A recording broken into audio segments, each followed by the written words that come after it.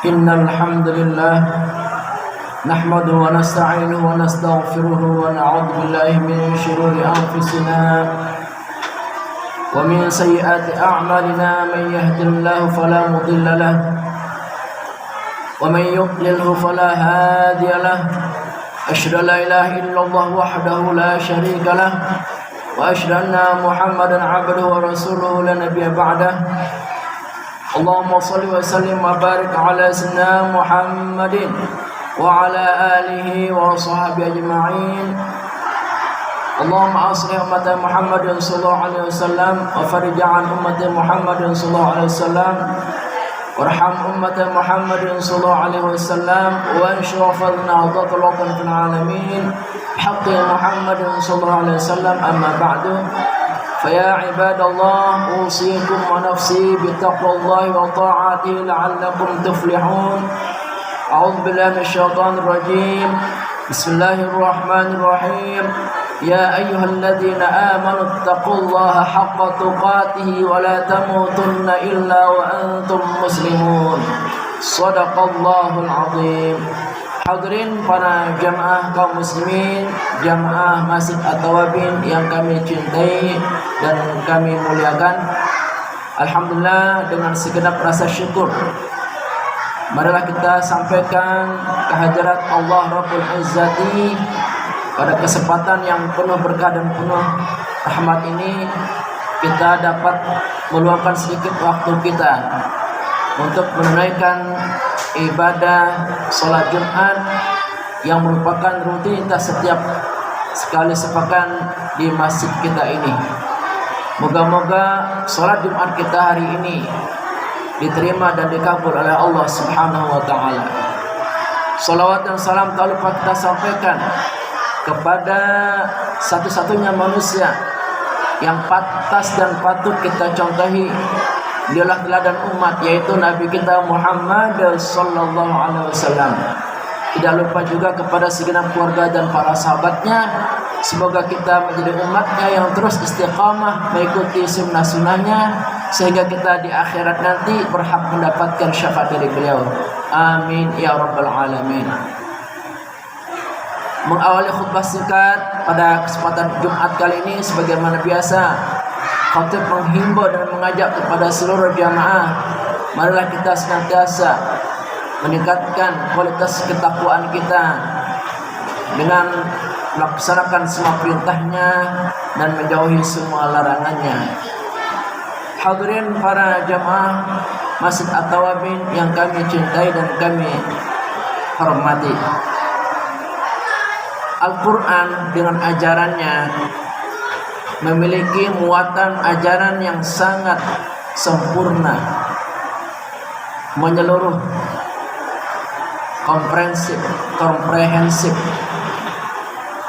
membicarakan segala hal ihwal yang terjadi.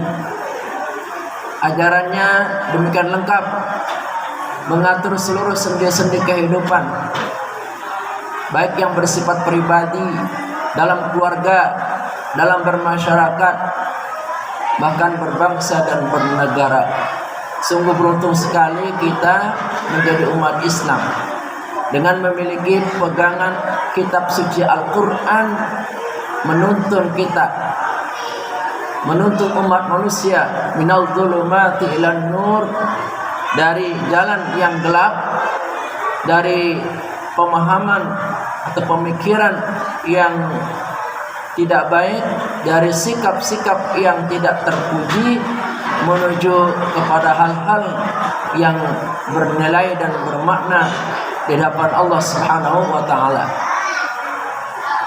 Salah satu ajaran yang sangat mulia dan wajib kita pelajari dari 114 surat itu, diantaranya adalah ajaran bagaimana sikap kita dalam bergaul kepada sesama kita, yaitu surah Al-A'raf ayat 199. A'udzu billahi minasyaitonir rajim. Bismillahirrahmanirrahim. Khudil 'afwa wa'mur bil 'urfi wa a'rid 'anil jahilin. Dalam ayat ini ada 3 seni bergaul yang mesti kita laksanakan dan kita amalkan dalam kehidupan kita, agar pergaulan itu benar-benar mendatangkan sebuah manfaat yang besar artinya bagi kehidupan kita di dunia maupun akhirat nanti. Yang pertama adalah khudhul afwa. Dalam kita bergaul itu hendaknya kita menjadi orang yang suka memaafkan. Di antara kita pasti pernah melakukan perbuatan salah, entah itu disengaja maupun tidak disengaja. Maka kita sebagai orang yang beriman, janganlah kesalahan-kesalahan teman kita itu menyebabkan rusaknya hubungan kita. Janganlah kesalahan-kesalahan itu menyebabkan hilangnya hubungan-hubungan baik kita. Maka kita memaafkan kesalahan-kesalahan teman-teman kita. Sebelum teman kita minta maaf, maka kita lebih dahulu memaafkan. Ini yang paling mulia. Oleh karena itu, memaafkan itu tidak mesti menunggu sekali setahun pas momen Idul Fitri. Memaafkan itu kapan saja bisa kita laksanakan. Di tengah pergaulan kita, dalam keluarga maupun di masyarakat, mungkin ada tutur kata, sikap-sikap yang salah dan tidak mengenakan, maka kita memaafkannya. Sebelum kita tidur, kita maafkan semua kesalahan orang. Atau andai kata kita yang bersalah, kita jangan sampai kesalahan itu membatu dalam pikiran dan hati kita. Kita pun segera meminta maaf, mendatangi teman kita, saudara kita yang pernah kita sakiti. Ya, kita minta maaf setulus-tulusnya, sesopan-sopannya. Insya Allah saudara kita akan memaafkan.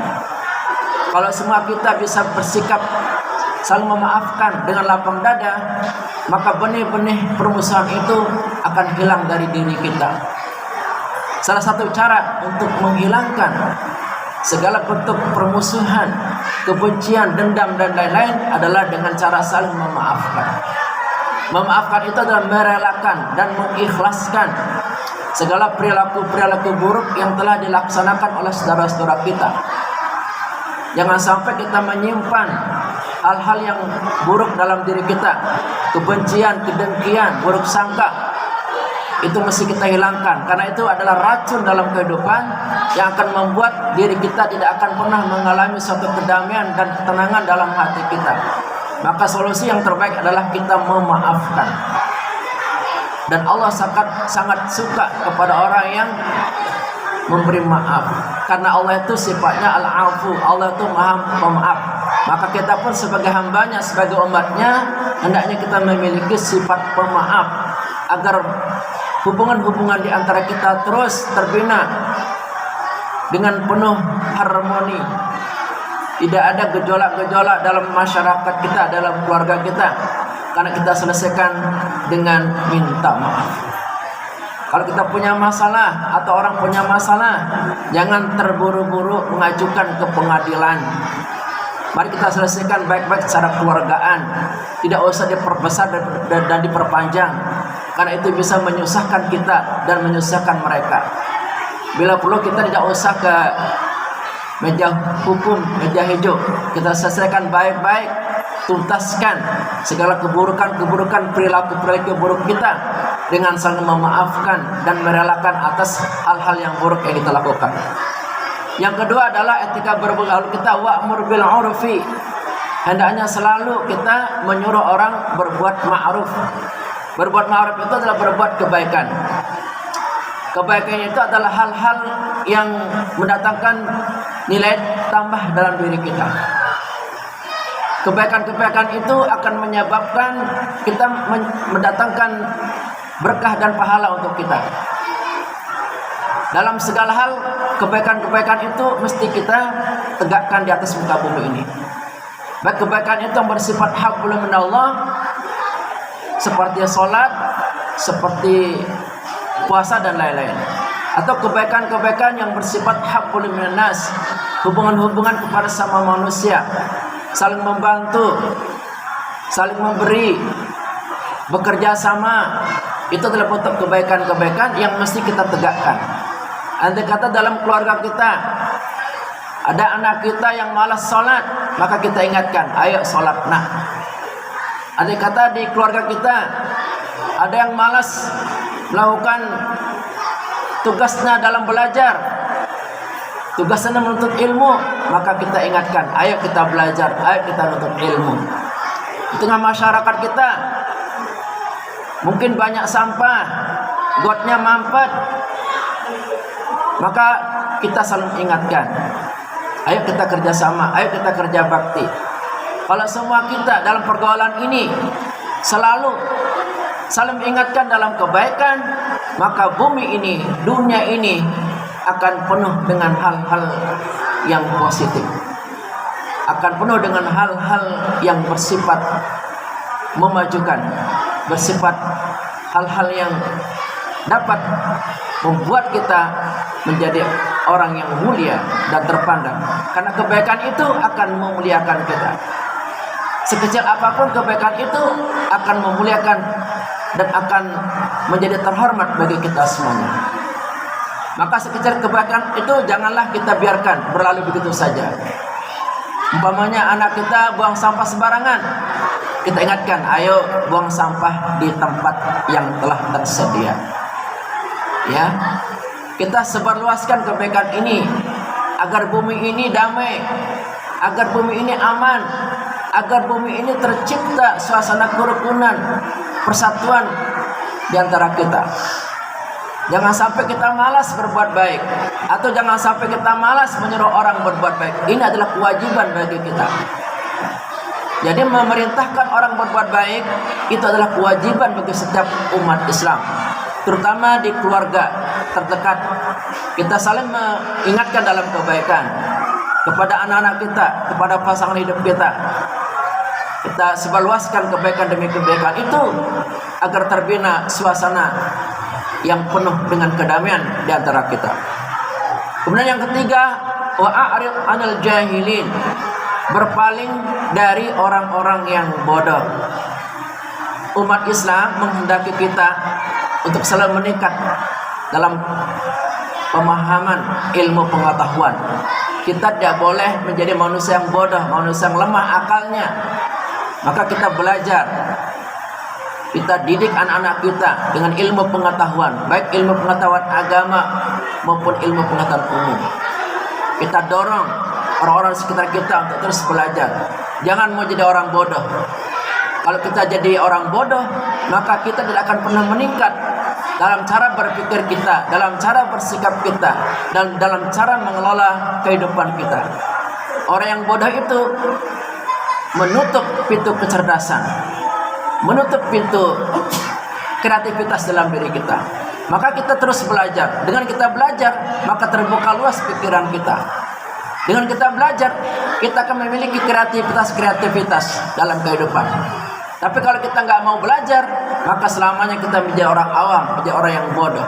Itu sebabnya Nabi kita memerintahkan kepada kita, utlubul ilma, tuntutlah ilmu. Talabul ilmi fardhatun ala kulli muslim. Menuntut ilmu adalah kewajiban bagi setiap umat Islam. Karena dengan ilmu inilah satu-satunya cara untuk mengangkat derajat hidup kita.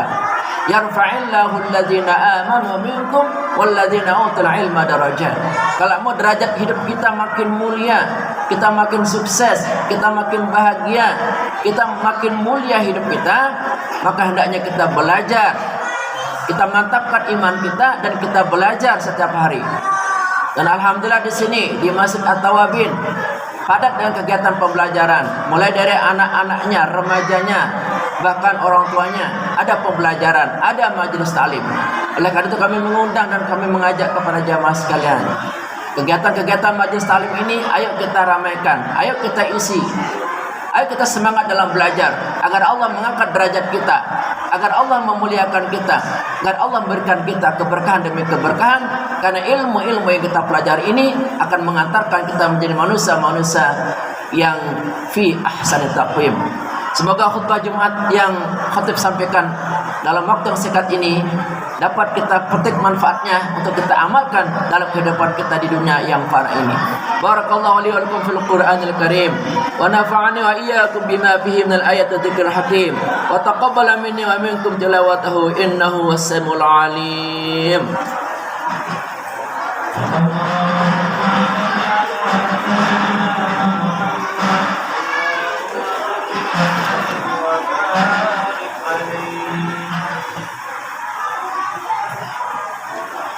Alhamdulillahi ala ihsani wa syukur lahu ala taufiqi wa amtinani wa asyhadu la ilaha illallah wahdahu la syarika lah wa asyhadu anna Muhammadan abduhu wa rasuluhu ad-da'i ila ridwani. Allahumma salli ala sayyidina Muhammadin wa ala alihi wa ashabihi wa sallim tasliman katsira amma ba'du. Fa ya ayyuhan nas ittaqullaha fima amara wantahu amma naha wa'lamu anna Allah amarakum bi amrin bada'a fihi bi nafsihi وثنى بملائكته بقدسه وقال تعالى إن الله ملائكته يصلون على النبي يا أيها الذين آمنوا صلوا عليه وسلموا تسليما. اللهم صل على سيدنا محمد صلى الله عليه وسلم وعلى آل سيدنا محمد وعلى أنبيائك ورسلك وملائكة المقربين وارض اللهم عن الخلفاء الراشدين أبي بكر وعمر وعثمان وعلي وعن بقية الصحابة والتابعين وتابع التابعين لهم بإحسان إلى يوم الدين وارض عنا معهم برحمتك يا أرحم الراحمين. اللهم اغفر للمؤمنين والمؤمنات والمسلمين والمسلمات الأحياء منهم والأموات. اللهم أعز الإسلام والمسلمين وأذل الشرك والمشركين وانصر عبادك الموحدية وانصر من نصر الدين واخذل من خذل المسلمين ودمر أعداء الدين وعن كلماتك إلى يوم الدين. اللهم ادفع عنا البلاء والوباء والزلازل والمحن وسوء الفتنة والمحن ما ظهر منها وما بطن عن بلدنا إندونيسيا خاصة وسائر البلدان المسلمين عامة يا رب العالمين. ربنا آتنا في الدنيا حسنة وفي الآخرة حسنة وقنا عذاب النار والحمد لله رب العالمين. عباد الله إن الله يأمر بالعدل والإحسان وإيتاء ذي القربى وينهى عن الفحشاء والمنكر والبغي يعظكم لعلكم تذكرون واذكروا الله العظيم يذكركم واشكروه على نعمه يزدكم ولذكر الله أكبر.